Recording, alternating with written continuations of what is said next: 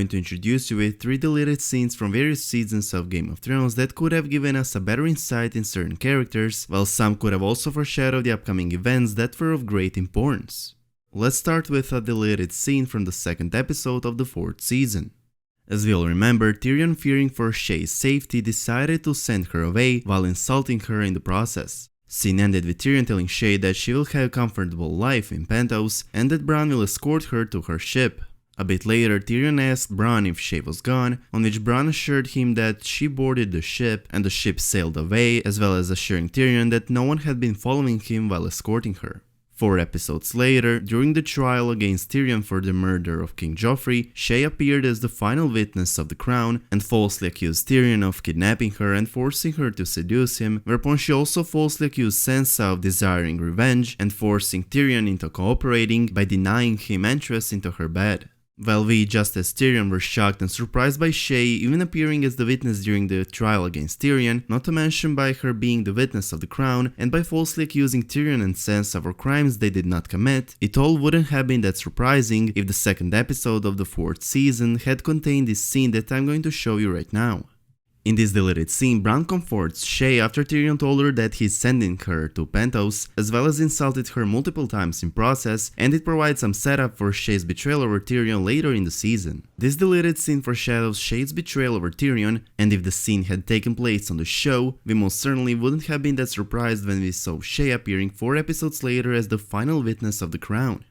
Bronn told to Shae that she needs to adapt to circumstances and learn some new tricks, and 4 episodes later we saw that Shae adapted to circumstances and decided to betray Tyrion, decided to be the witness of the crown against both Tyrion and Sansa. The following deleted scene provides us once again a fact that Tywin Lannister, beside being known as a ruthless man with calculating behavior, was also extremely intelligent, as in this scene he could see through Grand Maester's game. In public, Pycelle pretended to be clumsy, senile and possessing a constant stammer, while in private or in the presence of Tywin Lannister, as we can see in the scene, Pycelle showed that he was actually feigning the stammer in an attempt of being unpredictable. In this clip, Pycelle also admits to Tywin that he's ambitious and simply wants to outlast his opponents. This deleted scene, beside proving once again how intelligent Tywin Lannister was, it could have also foreshadowed the fall of House Tully if the scene had taken place on the show. As I already said in one of my recently published videos, unlike most of other TV shows, Game of Thrones is a show that has many times foreshadowed main events far in advance, mostly because showrunners David Benioff and Dan Weiss have a show based on a book series, and show is not written on a season-by-season basis.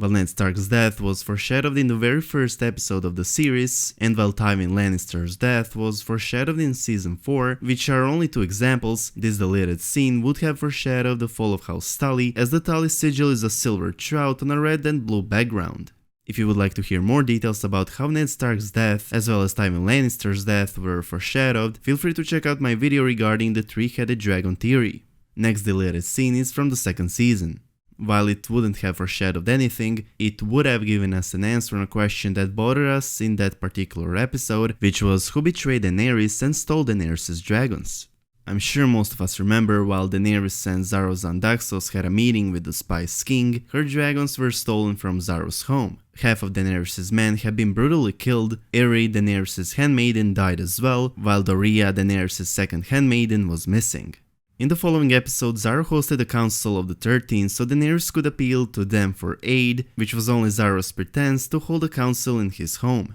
During the meeting, Pyat revealed that he was responsible, and Xaro announced his intention to seize control of the city, whereupon the warlock used his magic to kill the rest of the 13. After retrieving dragons from the House of the Undying, Daenerys returned to Xaro's home to confront him for his treachery and found him in bed with Doria, which revealed that Doria wasn't kidnapped or killed, but rather betrayed Daenerys and her dragons to the conspirators. However, while it took 2 episodes to find out which people betrayed Daenerys, there's a deleted scene that would have solved almost the whole mystery in the very beginning, as it would have revealed that Xaro and Doria betrayed Daenerys. Now, beside revealing Doria's betrayal over Daenerys and her murder over Irri, this deleted scene would have also revealed Xaro's betrayal in the very beginning, since, as we can hear, Doria starts her sentence with, "A trader from Qarth told me," clearly implying on Xaro since he was a powerful merchant prince of the great city of Qarth. The fourth and the last deleted scene we will be introduced today with is from season 6, and it provides us quite an interesting conversation between Olenna Tyrell and her son Mace. The Queen of Thorns reveals to her son that Cersei did not ask him to personally travel to Braavos to negotiate better terms with the Iron Bank, because Cersei thought he was capable of doing such thing, but rather to get him out of her way so he couldn't deal with the situation of Margaery and Dolores' imprisonment.